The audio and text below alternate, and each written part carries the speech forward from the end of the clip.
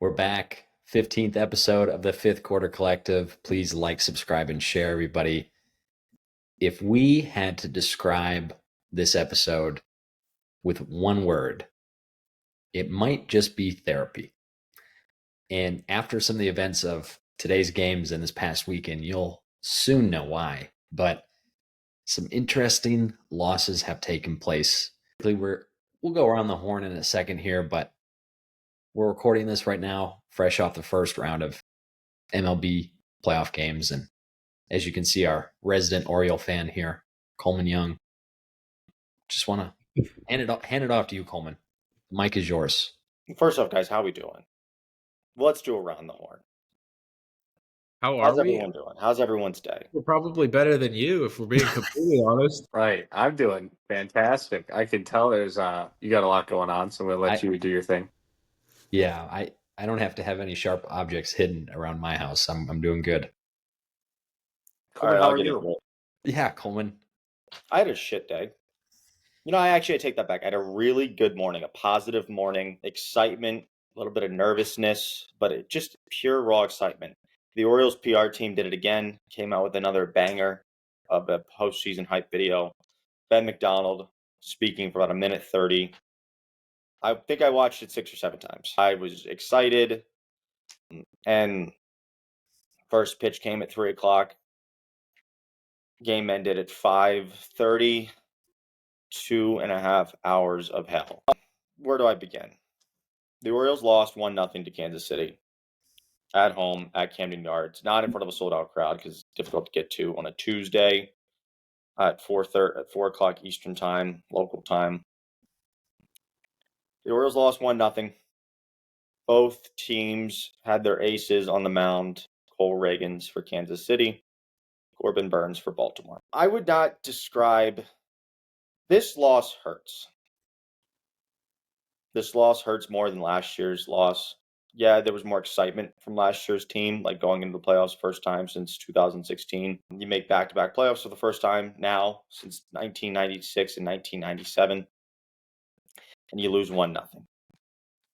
What gets me the most upset, I can see Jake smiling, is the fact that this past March, or you go and trade 2 of your young prospects, DL Hall and Joey Ortiz, to the Brewers for Corbin Burns.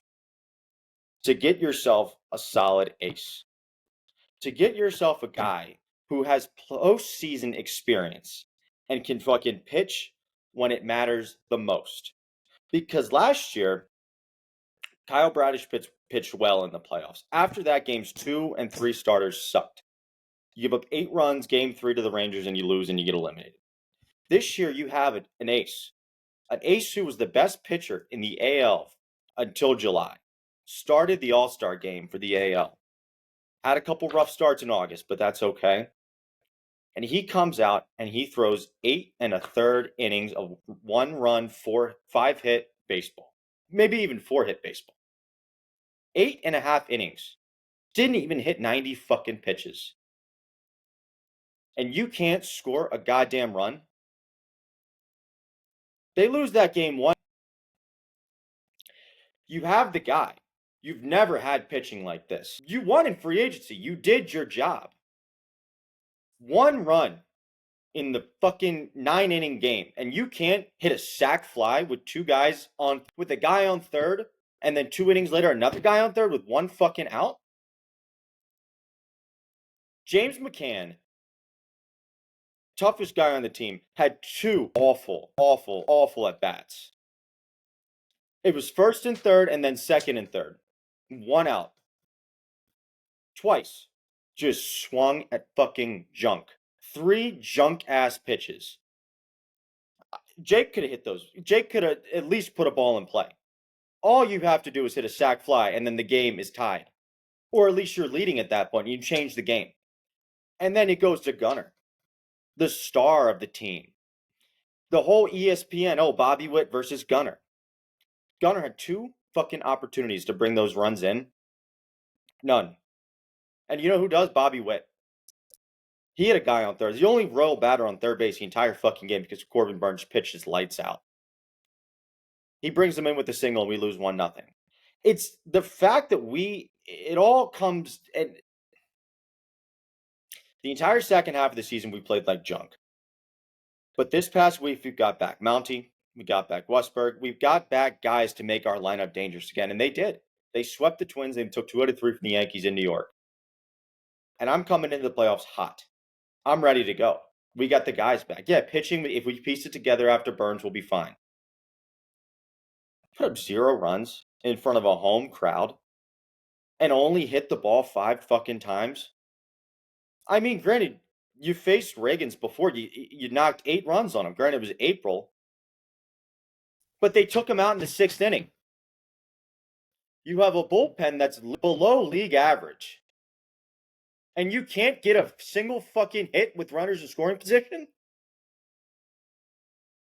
Not one. And you go back time and time and time again. You hear the disappointment. They haven't won a fucking playoff game since 2014. We were all sophomores. Bo was still in the womb. It's like, it just hurts. And yeah, there's another game tomorrow. And yeah, there could be game 3. But I just know the potential. If we can get by Kansas City, I'm not worried about the Yankees. We can play with the Yankees. We beat them all year. But you can't get by fucking... And it's the same. And it's Kansas City. I don't know what the fuck does to me. You get Mahomes and Kelsey in the AFC Championship. And then you get Taylor. And then this shit? And then again, back in 2014, when they lose the ALCS to Kansas City. It's a Midwest town who... Fuck them. It hurts. But, as it stands, no wildcard team has lost the first game and made the second round. So history's not on our side. But you never know. But it's just upsetting. I've decompressed since the loss. But then they just got me all wrought up again. But no, you did everything which you needed to do off the field, at least to win this game. But then you just can't hit to story the fucking second half of the season. You seem like you're over it. You seem decompressed. Yeah, I feel like I do. You know who would have helped this team? No, he wouldn't have. He wouldn't have. Who, Luke? Who He would have wouldn't helped even this make team? the fucking postseason roster. Runed, baby. Actually, hold on. Runed Odor, baby. Look at him. Oh. I have a follow-up question. How many regular season games do you think you watched? 90 plus? I don't know. We need the I break. went to Europe for 2 weeks, so that put it hindering on my Oriole watching. I don't know. I honestly might venture to say 100 plus. I don't know. You watch 100 plus games to fucking get swept again in 2 at home. I don't know. You did everything you needed to do to win, pitching wise. Just hit a sac fly. Hit 2 of them. You win the game. You completely change the game if you score one of those runs early on. Do you appreciate that the organization as a whole at least has been kind of consistent? What do you mean consistent? Just with some of these outcomes since 2014, right? I mean, you kind of know what you're getting into once it gets to... I don't want to know. No, I don't. I hate the consistency. I hate the consistency of losing. I hate the culture of losing. And it really makes me want to I do it every year. It really makes me just ponder why I continue to do this. Like, why don't I just take up knitting or quilting? Or why don't I just go be like, I don't know, like a baker? Or just pick a random hockey team and just be a bystander. It really makes me consider deep down, like, why I continue to do this to myself. The culture of just losing. And I don't know. I'm not upset. I'm just disappointed in this one. Because this one stung. Because you did what you needed to do to win. And you just couldn't do it. And yeah, Zach Eflin's going out there tomorrow, who's been good in the second half of the season. He's been good as an Oriole. But, I mean, it doesn't matter if you don't have the offense to back it up, to even be there. And what's shitty is, too, is this is just an audition. Not even an audition. If you won today, you could have had Corbin Burns back for another year. This is his final year of his contract. We've never had an ace like him. We haven't, well, not in recent years. No disrespect to to the greats, but not in recent years. We haven't had a true ace like Corbin Burns. And the fact that he's a free agent after this season, and you know what? You got a chance to re-sign him. I don't know if he likes in Baltimore or not, but you win a couple games, maybe make the ALDS, maybe make the ALCS. But the fact that he pitches better, the best outcome would he giving up 0 runs. But you're playing playoff teams. Every lineup is good. The fact that he pitches 8 1/3 innings on 82 or 83 pitches is unreal, and gives up 1 run, and you can't provide 1 ounce of run support. And you could just see the look of disappointment on his face when ESPN panned to him. Why would he want to come back to Baltimore? I asked that it's same your question. one opportunity that you actually trade for a stud pitcher, a knockout, true number 1 starter. And I'm not saying Kyle Bradish can't be that guy or Grayson can't be that guy. They're hurt. And they're not that guy right now in their careers. But it's upsetting. That's all. But we're back tomorrow. So 3:30 Central Time. Yeah. ESPN, we're back. No, I think it's good you have a positive outlook. Let's get to football. I'm done. Coleman, you're our who's the one dude that's on the Yes Network with the Michael K? Don. Yeah, you're him. Don LaGreca. And you know what upsets me more? Speaking of fucking pundits, and this was irking the shit out of me. And this will transition perfectly into Ole Miss. Stephen Willis of the Locked On Ole Miss podcast. Oh my God. So Stephen Willis of the Locked On Ole Miss podcast, a great podcast, loves Ole Miss, like whatever, fine. Does a really good show. Props to him. He's a Detroit Tiger fan for a month. He's been a Tiger fan up from I think since the beginning of this year. Just fucking adopted him because he lives in Lakeland, Florida, where they have their minor league facility. This guy's all over my Twitter feed because of Ole Miss, and he tweets so much fucking Detroit Tiger shit, and he's been a fan for a week. And the fact that he's been a fan, it's like Taylor Swift with the Chiefs. You've been a fan for a week, and then you're already winning. We haven't won a game. We haven't won a playoff game since 2014. He's been a fan for a month, and they've already beaten the Astros. That shit irks me. That gets me going. Of why can't that be me? Why does it have to be just losing? And he's been a fan for a week. Do you think, Coleman, you just have to... And the Yankee fans. Oh, my. And the Michael K., Don, all of them who call into that Yes Network just shit on the Orioles. Why? I would defend them with my whole life. But they have reason now to talk shit on us. Because we can't get past Kansas City. Do you think it's maybe a matter of just betting on the winning horses a little bit more? Why would I compromise? At this point, I'm just going to pick an NHL team, spin a wheel. Hey, I'm going to go be a Seattle Kraken fan. What's the point of that? Where's any attachment? Then you can just be like, let's go crackheads, Yeah. Great. Oh, that's icing. Cool. Well, I hope you feel the support of nature from all of us, Coleman, here. Yeah. I'm sure the listeners are also here with you. Thanks. Henry Dad. Well, it's hard to segue from that cheery news into something also sad. But like I said, describing this episode, therapy would probably be the word. Because, as you all know, all 4 of us here, Ole Miss grads, hotty toddy, flim flam, bim bam. Shut up. And what we saw against Kentucky, horrifying. I don't know about you guys. At least they scored. I don't know about you guys, but once that kick was hooked, I didn't even watch I blanket over my face, staring at the ground. I had a bad feeling he yanked it. And my wife and I, we were just sitting in the room silent for probably a good 10 minutes. No words were spoken. And from there, everything started to unravel. And I started to really kind of think of what are the repercussions of such a bad loss for Ole Miss in a season where in our lives, guys, this may have been their best chance at ever winning a national championship. And so I'm going to hold more thoughts there. But how'd you guys all take it? Luke, you want to start?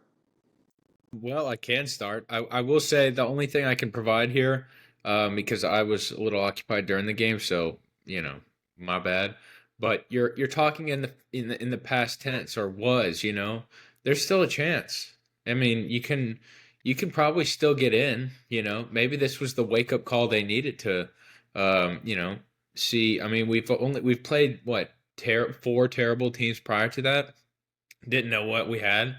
Um, we still have probably a ton of good players, but there's still a chance, man. I still think what 10 wins, 10 in your end, basically, and my dog's losing his mind. No worries. Cool. Coleman, would you like to take it away, or Jake, about how bad Ole Miss's losses versus Kentucky? I mean, I took it better than today. No, Jake's right. There's a lot of repercussions that come from this, and also Luke's right as well. There's a lot of season left. I think, and I sent everyone this text, and I can read it when I find it. There we go. Yeah, 10-2 can get you in. I don't think it'll get us in, to be honest with you, because our schedule's so weak. I think if you look at it from a preseason point of view, that Ole Miss had such an easy schedule, which was great if we can run the table and lose one of our 3 games to LSU, Oklahoma, or Georgia. At that point, 10-2 when we're in, great, easy schedule. But now since we lost one of those should be winnable games on our schedule, I don't think 10-2 will get you in because we've played such a weak schedule and because we've had such a weak non-conference schedule. And because Oklahoma's not as good as we thought they were going to be, because LSU's not as good as they thought they were going to be. And I mean, in Georgia, we'll discuss that later on. They could still run the table and be the best team in the country. So you still have that, but because our schedule's so weak, I don't know if 10-2 will get you in. I mean, the AP has us at 12, which I think is extremely generous to keep us at 12. But the AP doesn't matter. It'll be what the playoff committee thinks in whatever it is, like a month or so. But there's a lot of repercussions if we fail to make the playoff. I had sent this text message out, and I'm gonna be honest, this was a little much, little overreaction, but I had sent it out. Independence Bowl, here we come. Lane's gone, Dart to the NFL. Best players sitting out of a bowl game and are entering the transfer portal. We start Austin Simmons at quarterback with an interim head coach, Pete Golding. Program in shambles. Have to hire John Sumrall. Nobody likes to hire. And we drop back into SEC irrelevance. Us, Mississippi State, and Vanderbilt. From there, NIL donations drop. The Grove Collective ultimately dies. Chris Beard leaves as a byproduct of the Grove Collective dying. Basketball program goes back to irrelevance. Bianco retires. The baseball team starts completely over. Money put in the baseball facilities look great. However, no one cares anymore because the team's so bad. Fans stop showing up to the games. University is losing money hand over fist because of baseball stadium upgrades and declining attendance. Attendance declines due to bad sports across all categories. University goes into debt. We have to forfeit all non-revenue generating sports. We lose state funding because enrollment's down. We move to the Sun Belt, and then we say hello to conference games against South Alabama. End quote. So yeah, there could be a lot of fallout from this loss. I thought you nailed it. I didn't think it was too much with the state I was in. Yeah, but I'll give that over to Jake and Bo. Whatever. What are you guys' thoughts? Jake, you can take it away if you want. Yeah, I mean, look, you break down the game first, then we can get to the repercussions. But you look at what Kentucky did, and it was similar to when they're playing Georgia, right? When you have teams like Kentucky and you have Mark Stoops, you don't want to keep them hanging around. Like the worst possible thing happened. And I think the 2 things that really stood out to me was go back and look at the receptions and targets across the team, right? I mean, they pumped Trey Harris, gave him a bunch of balls. We didn't have a lot of big chunk plays, though, from Juice Wells or anyone else. And that really killed all of the big play opportunity. What I also noticed, too, was what did we hear coming into the season? They crushed it in the transfer portal. They got all these big names on the defensive line. They're built like Georgia. They're built like Bama now. They can really hold their own in the trenches. I think you go back and look at some of the tape in Kentucky, and it looked like the same D line we've had the past decade. Like they weren't playing spectacular. They were getting blown off the line. They were really running it down our throats, especially those QB runs that they kept running with either quarterback that they subbed in there. Killer. Awful momentum killers for a defense, and just very demoralizing. So that was something in itself. And I think, hey, hats off to Mark Stoops, 4th and 7 on your 20, ends up being a 63-yard bomb for a gain, putting them in a great position to go ahead. But also another dagger, the fumble to the guy, like the other Kentucky player right in the end zone. Couldn't have happened more perfectly if you scripted it. Like that doesn't look real in a movie if that happens. And I think what you saw in that game was a team that couldn't really put their foot on the gas. They didn't make a lot of adjustments. And hats off to Kentucky, too. I think they're just a lot better team than people might have suspected, unless you go and look at Danny Cannell's tweets where he's saying Ole Miss was just fraudulent. And maybe that's the case, too. I'm of the opinion, though, I'm not very optimistic. I think this leads to a lot of negative things, which we can get into. But those are some of the things that I would highlight throughout the game that I saw. And overall, I mean, I have not been this disappointed in a loss since the Wisconsin Badgers played, I think it was the Florida Gators. I think it was in March Madness.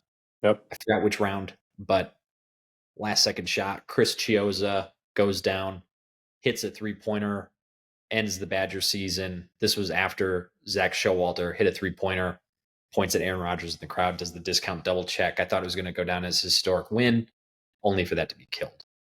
That means not a lot to a bunch of people listening, but this was a heartbreaker. And with that, Bo, I know you were boots on the ground there. So what did you think? Devastating. I will say the first drive we scored in about 2 minutes, like 70, 80 yards, and confidence was at an all-time high. I'm like, oh, we're about to roll Kentucky. Student section was fantastic. Everybody was very good. I think that is one of the worst offensively called games in, I don't know, 5+ years since Lane's been there at Ole Miss. That was horrendous. Like, we looked so bad. So many 3-and-outs. And then I get your point about the defense of how, it looks bad, but when you're having 7-minute drives that the defense is on the field, then we give the ball back in 35 seconds and they have another 7-minute drive. It's like the big boys up front are obviously going to be exhausted. And at first, I thought their D line dominated against our offensive line. Like, we looked like men against children. It reminded me of like when we played Bama, like we couldn't compete with them up front, or the previous years. And everybody, like you said, was touted as now Ole Miss has linemen and they're good to go. I think this is the most devastating loss, at least since I've been a fan of Ole Miss, that's ever happened in football. And as far as repercussions, I know I texted you guys this, but I think if we lose anything less, if we lose more than 3 games, I think Lane's definitely leaving. So if we win 10 games, I think he stays. 9 games, I think it's 50-50. If we're somehow only win 8 games or less, I think he leaves. And it's just like he's already the transfer portal king, so wherever he goes, I mean, he doesn't really have to worry about getting recruits when he can just have grown men fly in if he has a big NIL deal. But it's horrendous. I think he leaves if we don't make the playoff. I would agree. But boots on the ground, that was devastating. It was truly devastating in Oxford. It was, I don't really know how to describe it. It's just like a in awe feeling of like everybody expected us to roll Kentucky or at least win by, I'd say, 10 points. That seems like a reasonable spread. And we just looked horrendous. We looked really bad on offense. It was just very disappointing given how touted we're supposed to be with all these guys. It really was just Trey Harris. We had no big plays. And it seemed like we made 0 adjustments on offense throughout the game. We couldn't establish the run really at all in a 6-man box when we ran 2x2. And it was just a lot. I mean, a lot of our like deep plays, if you look back at it, it's like pre-scoring on 4th and whatever, catching a bomb late in the game to give us a lot of hope. Dart looked really bad the next 2 plays, I believe it was, or 3 plays, trying to make something happen. And then we get our he kicker. did not shine in his Heisman moment whatsoever. No. his Heisman odds drop to 2,000 after this week. Yeah. Yeah, you're right. I think they got punched in the mouth and didn't respond. Offensive line, Dart was under pressure the entire game. Did not look comfortable at all. Defensively, they played much better in the second half. I mean, they went on those long, long drives in the first half, but they gave up field goals. Yeah. Yep. So that did look good. And then second half, they looked much better. But you're right, Bo. I think it's a really, really poorly called offensive game with minimal to no adjustments. Exactly. I also, the other thing I've been seeing circulating a lot is Ulysses Bentley, like no carries, isn't really seen at all. They asked Lane about if he'll be getting more carries, and Lane just kind of chalked it up to like, I can't predict the future, what that holds. So I'm really curious to understand what exactly is going on there. Yeah, I have no idea. Yeah. I would agree. Two things to piggyback, though. I think the defense, like we all said, did their job, although they were out there for, like, if you look at, I think, time of possession throughout the game, it's 40 minutes Kentucky and 20 minutes Ole Miss. So 2-1, the defense is on the field, and they're taking their time on purpose because they know they're just going to wear them down through 4 quarters. Secondly, the opening kickoff where we thought we fumbled, that was one of the hardest hits I've seen in that stadium in 4 years or 5 years, really. It was unreal. Like the whole crowd unanimously like that. Then somehow we got the ball back, and obviously the momentum swung back our way. But that should have been the telltale sign it was going to be a long day. But I think fallout from this and then just moving forward a week is it's not an easy game coming up against South Carolina. No. As well. Mm-mm. Yeah. It's a tough place to play. It's a tough environment.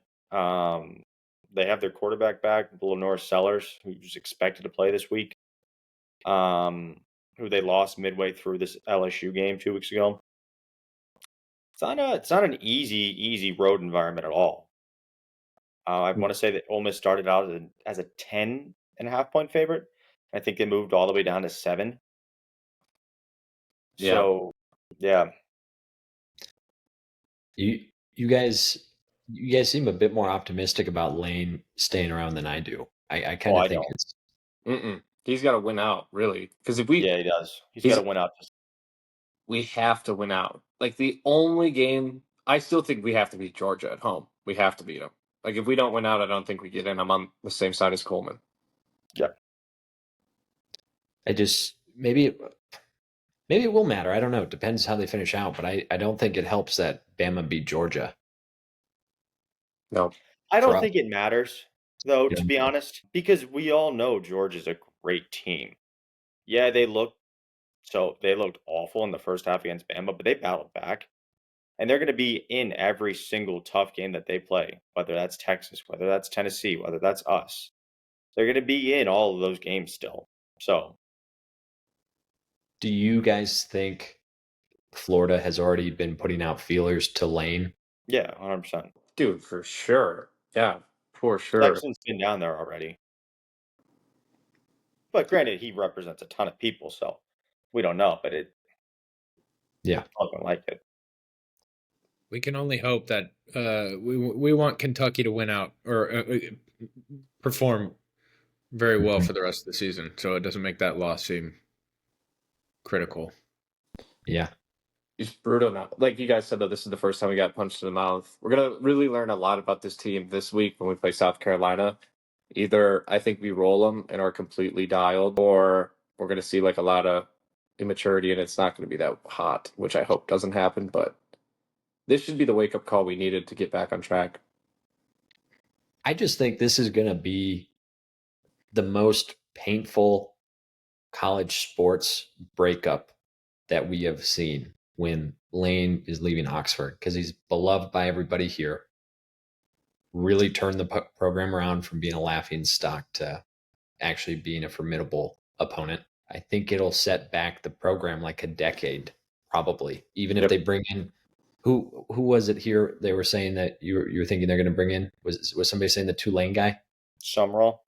I mean, even if you bring in, and it's hard, tough shoes to fill. I get that, but it'll be very sad I think we're going to be directionless for a little bit, like we were with Matt Luke, and trying to find our way of just putting together a decent roster. I disagree. I disagree with you. I don't think we're gonna fall back into the Matt Luke era.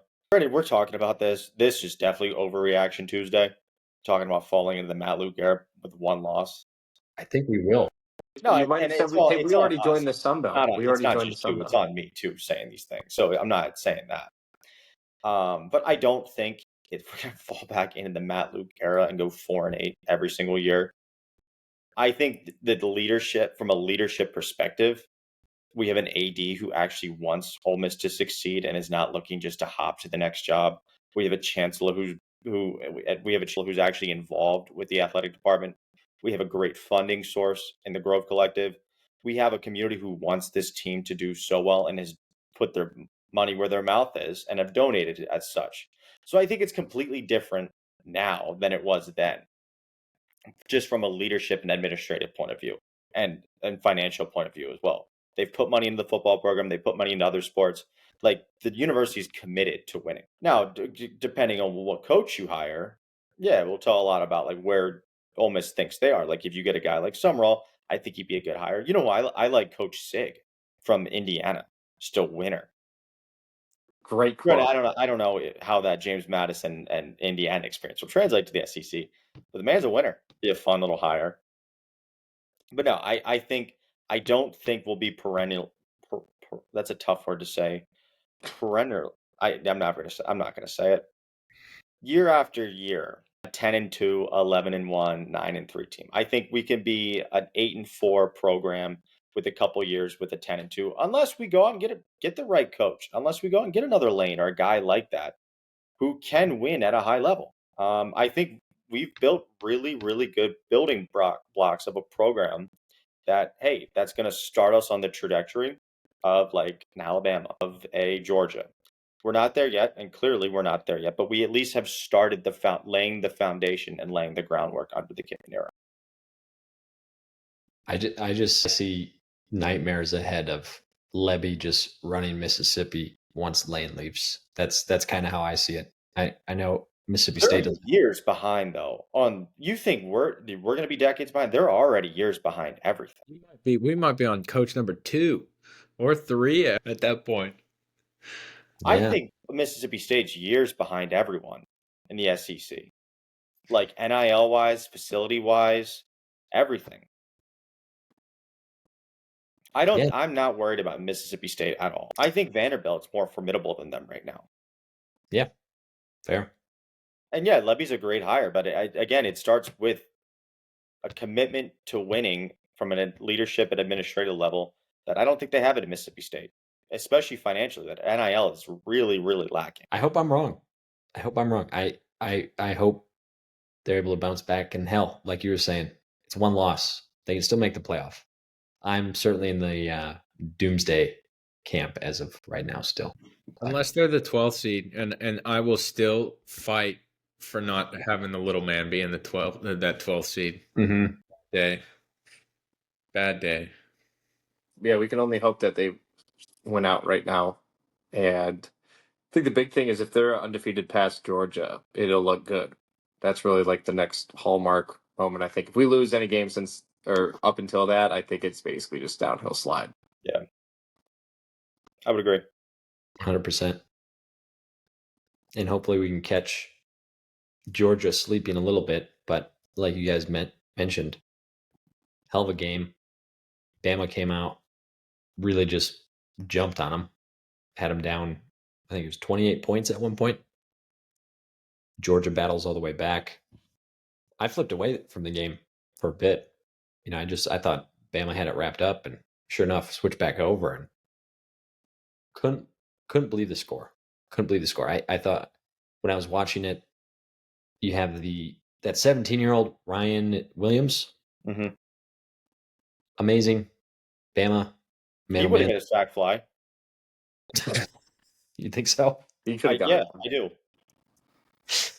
He is phenomenal. I love James McCann. I don't want to disrespect him. Shout out James McCann. took a ball to the nose and came back and played the same game. No disrespect to him at all from my earlier rant. I did want to make that. I'm a big James McCann guy. No disrespect, but you think a Bama freshman wide receiver could hit the ball better than he could? No, I don't think that. I think he could have hit a sack fly in that situation.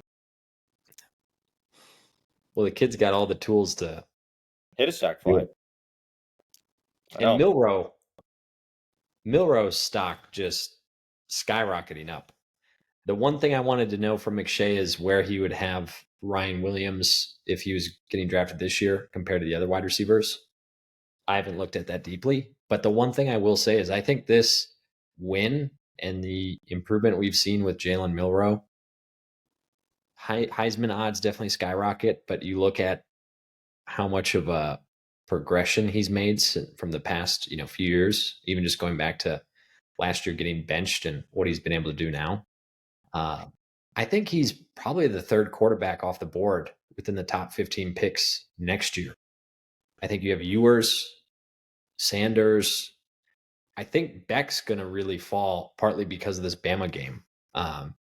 And some people are arguing that it's the wide receivers at Georgia that, aren't creating as much separation. But I think Milroe, he has that ability to maybe be like a Jalen Hurts pick, but a little bit more highly touted. So I expect him to go top 15. That's an early prediction. I know we're ways away from April, but phenomenal to see.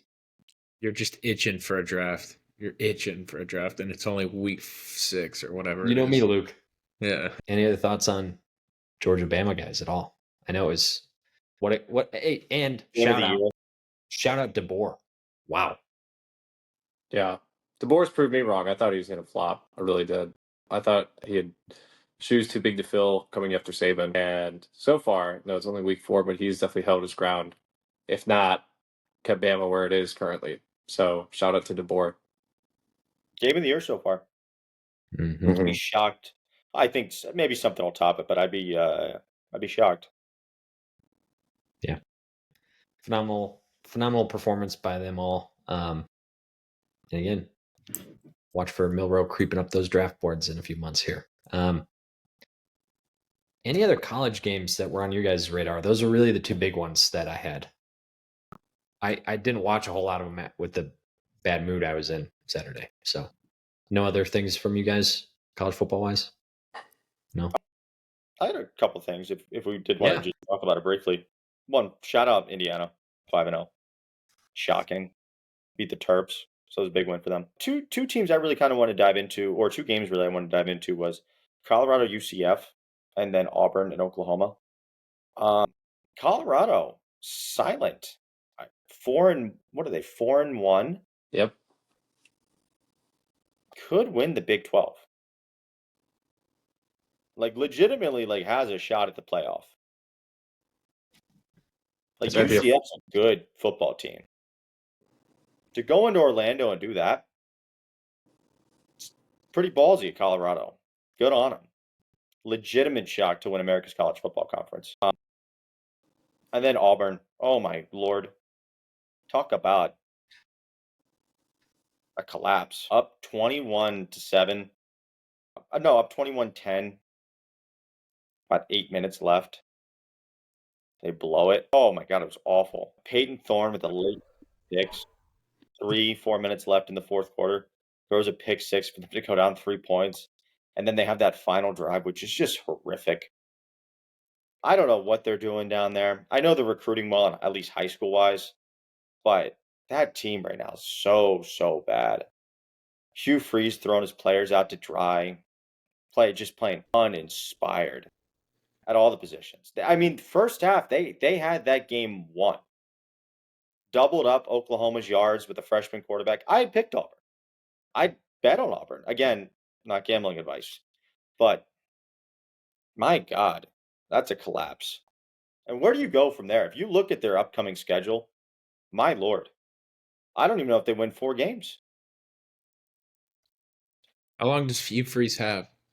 I think because he's recruiting so well high school wise, I think they give him a longer leash than they have for previous coaches like Brian Harsin. But I don't know. The fans are getting restless down on the plains. Maybe he can come back to Oxford. I don't know. That's no. That's That's awful. Could you imagine? That'd be crazy. You guys want to talk two other games? Not just teams in general. Miami and then Clemson. Talk a little ACC. Do you guys have time? Miami, survive in advance, as they say. That was rough. Barely hanging on by it, whether it was an inch to beat Georgia Tech or to beat Virginia Tech. I don't know, very questionable call, if I may say so. I'm not going to put too much stock in that game. I still think Miami runs the table. It's the ACC championship. Virginia Tech, Miami's always been a rivalry. I'm not going to throw too much stock in that on a Friday night game. You know, dark horse, I do like that. Clemson. Ever since they got the shit kicked in at Georgia, they've been really, really good so far. Beating some quality teams and then just doing what good teams do. So they're definitely named to watch out for now. They go to Florida State this week, so they should beat the shit out of them.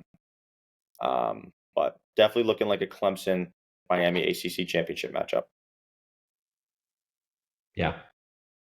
Maybe that's the move, guys. Maybe Dart leaves. We get 8th year Cam Rising or 7th year DJU. Bring them along. Then we'll win 3 games. No matter who the coach is. Yeah. We could have Belichick. We'd win 2 games. Yeah. Not pretty. I think we'd all have to spin the wheel and choose a different team at that point. Yeah. 100%. Talking about spinning the wheels. Florida Panthers. I did have a few NFL notes here, guys, and one of which is near and dear to a few of our hearts, but Joe Flacco, baby. Oh, baby. Man, it feels good to win. It feels good to be a winner. Now, hopefully he can, bring home a Super Bowl like he once did for the Baltimore Ravens. But this is what I've been preaching this whole time. Bring in Joe Flacco. Sorry, Anthony Richardson. I hope the best on the recovery. But man, he's just like winning games and winning games. We just need to see some consistency. Obviously, it was only one game, but if we can have some form of play like with the Browns and the Ravens, obviously, like come on. All Joe does is win. Yeah. We got a quarterback in Indy. That's all that matters. Let's just make sure he's, staying limber and able to play for at least the rest of the season. My favorite thing about that game is how Ben Roethlisberger was in attendance for it. And Joe did that to the Steelers with Big Ben in attendance. And they chatted pregame and postgame. And Ben was like, hey, how the hell are you still out there? And then Joe passes for over 200 yards and 2 touchdowns to beat the Steelers. Granted, they didn't have Hines Ward and Troy Polamalu or James Harrison on defense. But, I mean, this version of the Steelers still beat them. It's in his blood. It's in his nature. Joe looked good. He's kicking Father Time's ass. Dare I say, Joe's elite. At 39 years old, second oldest player in the league. My man's out there collecting a paycheck to feed his family. And he's throwing for 2 touchdowns and 200 yards. Would be shocked if he does it again next week. I'm not a conspiracy man or anything, but what if the Indianapolis Colts saw what they saw with Anthony Richardson and knew they would they couldn't, bench him or whatever, and so they basically just QB ran the whole time, and that's how he got injured. Not saying that's ever going to happen or happened or whatever, because we don't want Anthony Richardson hurt. He's still a great player, but they needed to win a game. We got to win. That's Great all. Quote from Flacco after the game talking about how he's 8 days older than Anthony Richardson's mother, and he said there's no way he thinks I'm cool. That was one of the funniest things Flacco's ever said. Cool. Yeah, Joe's a cool fucking cat. Joe Cool is back. Winning games is cool. That's all that matters. Absolutely. On another note, Devontae Adams requested a trade today, and I believe the Raiders have talked to multiple teams and are trying to get a second, but also his contract next year is like a $35 million cap hit, I believe. What do you guys think happens there with Oakland? Or Las Vegas, excuse me. Yeah, Oakland has no more sports teams. Yeah, Oakland doesn't even have sports anymore. Yeah, No. that's right. They have the Oakland roots of the United States, the USL. But that's it. Shout out. Where does he go? Packers? No, I have no idea. The Colts could use him. I don't know. Rodgers could use them, but they're not even using Garrett Wilson correctly. I know. That's so stupid. My fantasy team is lacking. Saints could use them. Cowboys, Jerry's World. I'm just throwing out Cowboys would names. be crazy. Yeah. Devontae and CD. I guess I'd have to look at how this cap space matches up. Right. No right or wrong answers. Just I don't think this was shocking, though. I tweeted this out preseason when I was promoting Brock Bowers as a guy to target in best ball drafts. I even said it. In all likelihood, they probably are going to deal Adams because you can tell he wasn't happy. All the speculation about him and Rodgers reuniting. I could see it. Rodgers typically tends to get his way. And I saw a tweet where they said that would bump Alan Lazard to wide receiver 2 in New York, which I thought was pretty great. that's fun.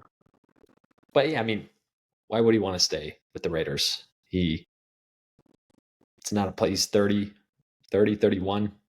He wants to be with a contender. Mm-hmm. Who are contenders week whatever 4 or 5 or what are we in 4 or 5 something like that? Going into week 5, right? Yeah. Who do we think are like the main contenders right now? The Vikings are looking phenomenal with Darnold. They look good. Like, straight up look really good. Lions look great. Mm-hmm. Goff, 18 of 18, perfect.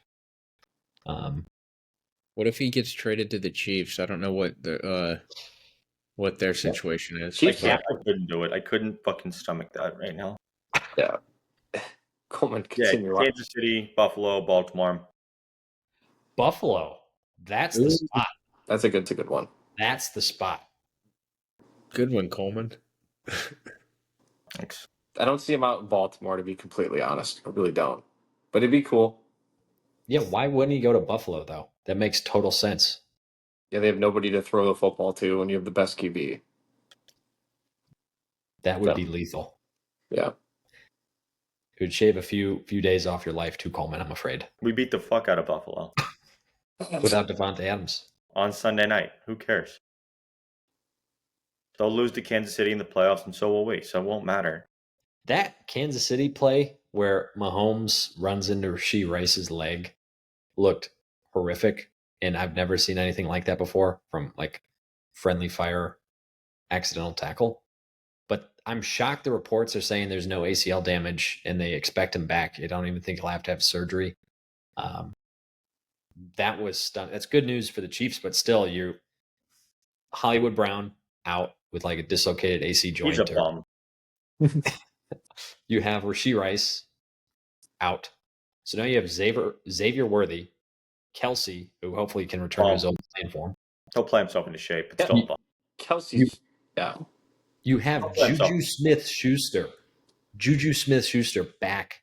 I think he makes a little bit of a revival. Bum, fair. Let's and I just think bring you have back Justin. Martavis Bryant. I hope they send Martavis Bryant. Were you about to say Justin Watson? Is that the name you're about to drop? Yeah, Justin Watson played at Penn. Just throwing that out there again. Saw him in person back when I was in high school. All-American. Justin Watson. Yeah, it's crazy. Like, they're in a really bad spot. Xavier Worthy's really their only shot. That's all they got. Him and Justin Watson are going to carry it. Kelsey looks like he's just there. You know, like it's just kind of. Yeah, but it's like who cares? They're 4-0. These games really don't matter. They do, but they don't. He'll show up in December, January, and February. Who cares right now? And they got Kareem Hunt back. That's pretty sweet. Yeah, might as well bring back what was his name? Chris Johnson, the old running back. No, that was Tennessee. That was Tennessee. Oh, you're thinking of You know, Clyde Edwards-Helaire. No. Yeah, it Jamal doesn't Charles. matter. Yeah, Jamal Charles. Same Yeah. era. It's a good name drop. And another, probably the most important thing that was overlooked that happened this weekend too, guys, is Eddie Lacy arrested on a DUCF, driving under China food. No, but DUI. DUI did get nailed with a DUI in Arizona, blew in over a 0.2. And He didn't eat enough. yeah, Okay. sad to see. It's all Sad to about see. Any other NFL thoughts, guys? At all? No? Should we move along to the picks for this upcoming week? Let's make it happen. Yep. Yeah. I got my lock of the week if you want me to start. Well, I'm just pulling up the spreads here. Is there a game you want me to go to, Bo?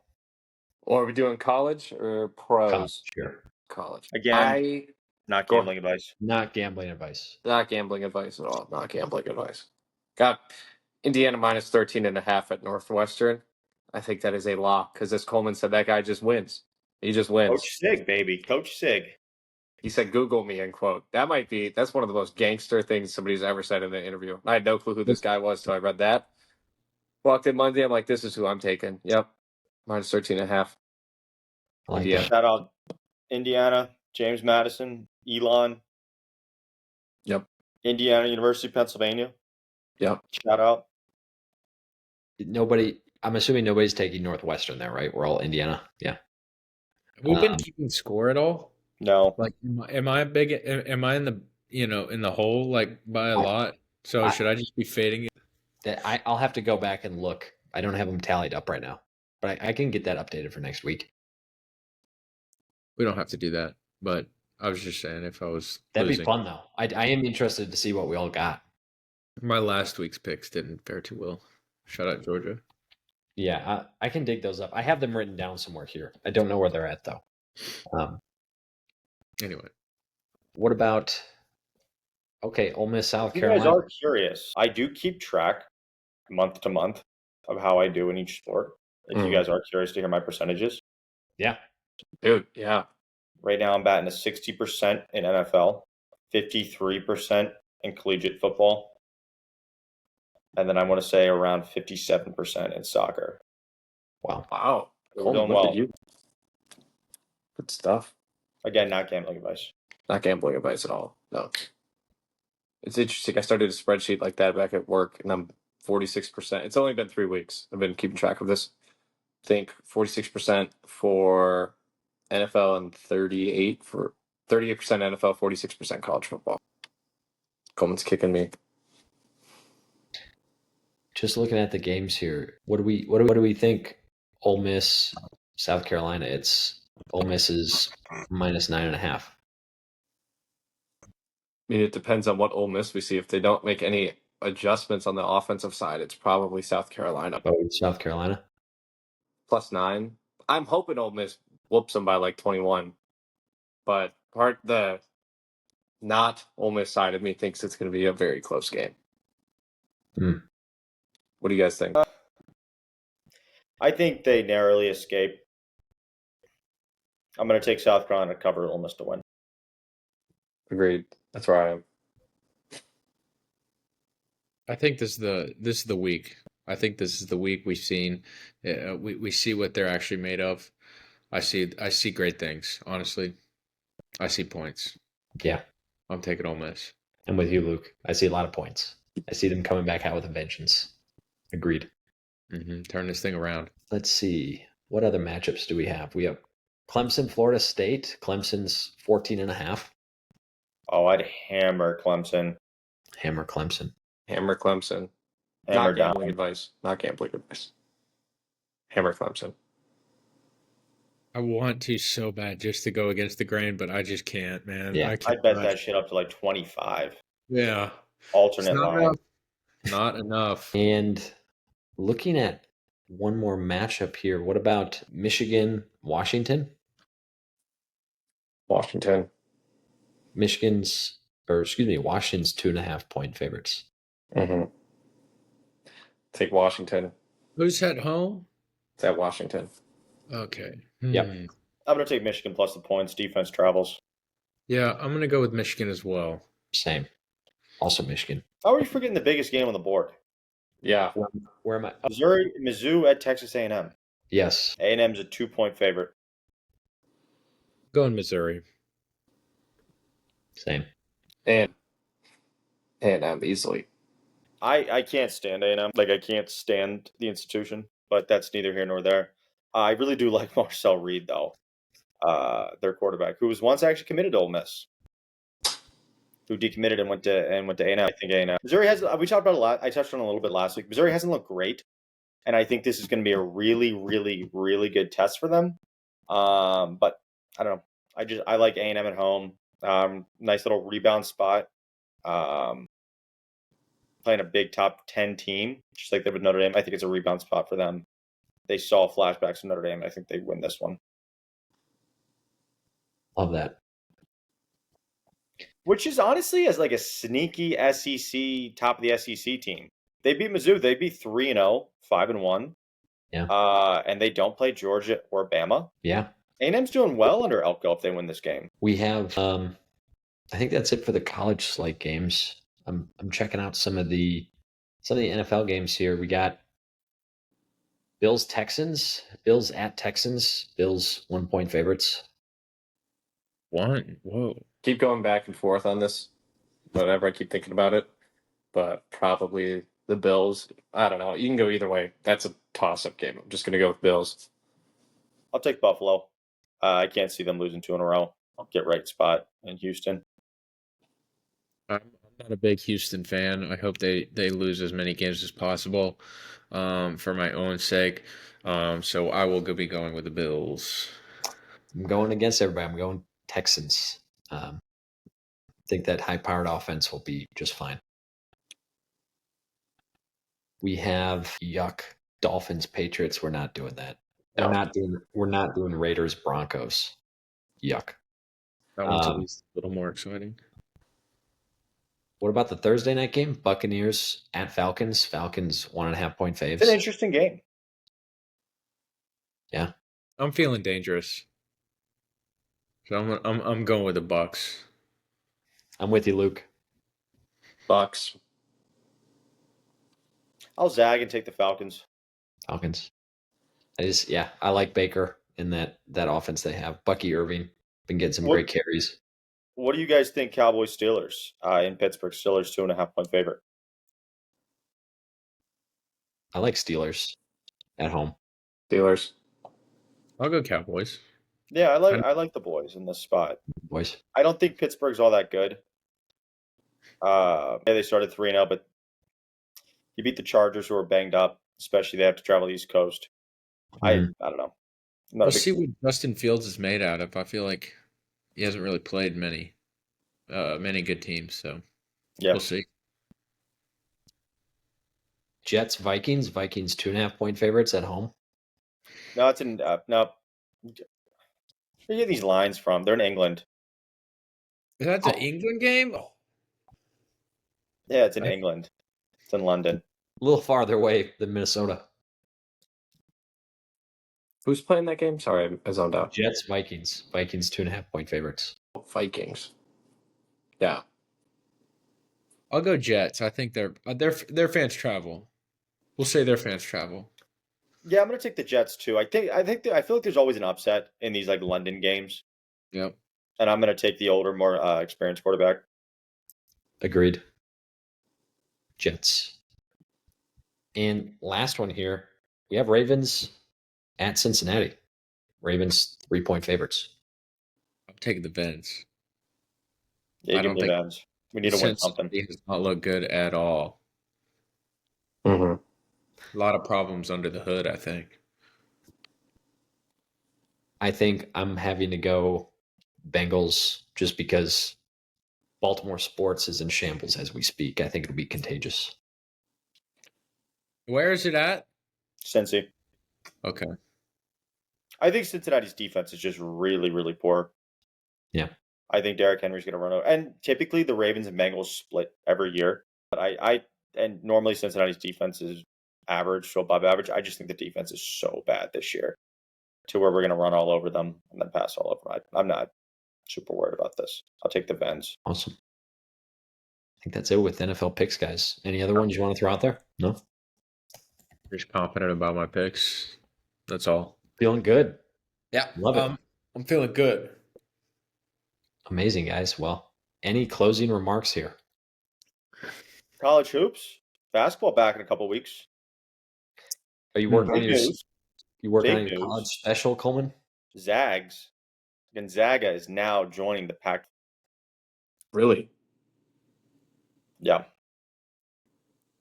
That is crazy. Grand Canyon might be expected to join with them. Wow.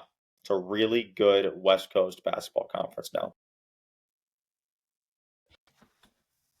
On that note of college hoops, number 1 recruiting class of this year is the Duke Blue Devils. So Duke looks good. Duke looks Super flag. Very excited. Yeah, they look good. Duke looks good. So be ready. Secret scrimmages, charity exhibitions are coming up shortly. So should be a lot of fun. But NBA starting up. They had media days today and yesterday. Yep. Big. Starting back up. Coleman, I hope you're preparing your basketball special extraordinaire. Ooh. I'll be like Rothstein. The Grizzlies are already just have a slew of injuries already, so that's awesome. But they brought one of their old jerseys back. I think they're doing like classic editions now for the NBA, or at least for this year. So for the 30th anniversary of the Grizzlies franchise, they're gonna sweet. It's fantastic. It's basically the teal jerseys, but instead of teal, it's white. So I love a good white jersey. Anyway, You gonna be buying one? probably, yeah. I mean, I don't wear them all that much, but honestly, it's sweet. So when I make it to a game, I might buy one. So we'll see. Might as Also, well. Robin Hood's a sponsor now. They finally got a patch. How cool is that? Wow. Yeah. No Palantir? No Palantir, unfortunately. Bummer. Guess they saved that for F1. I guess, yeah. Dang. Well, amazing, guys. I think with that, that's a wrap, huh? Great pod. Like, subscribe, and share, everybody. Please help us out. Yeah, man. Yeah. Thank you for sitting through our group therapy session. Yeah. We needed Awesome. a dog. Appreciate you. The dog made an appearance. We needed our emotional supported dog for this emotionally supported episode. Coop is back. Yeah, he's back. Awesome, guys. See you all next week. Bye.